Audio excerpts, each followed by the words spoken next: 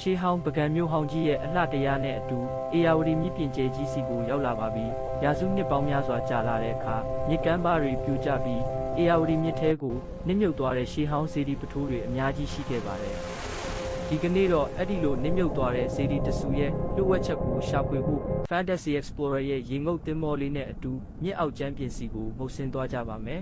။အေယာဝတီမြစ်ရဲ့ရေအောက်ကတော်တော်လေးကိုမှုန်ဝါးနေပါတယ်ဟာ။ဟိုမှာကြည့်လိုက်ဦးပြရေအောက်တဲပြင်ပေါ်မှာရှေးဟောင်းအုပ်နီခဲတွေနဲ့ကြောက်စစ်လက်ရအပြက်စီးတွေကိုစတင်တွေ့နေရပါပြီ။တင်မောရဲ့မီးရောင်ကိုအားကုန်တင်ပြီးရှေ့ကိုဆက်သွားကြည့်ရအောင်ရှေ့မှာအရေးမဲကြီးတစ်ခုကိုလှမ်းမြင်နေရတယ်။အဲ့ဒါဒဏ္ဍာရီလားရေအောက်လက်ကုန်းဟောင်းကြီးများဖြစ်နေမလား။ဟိုး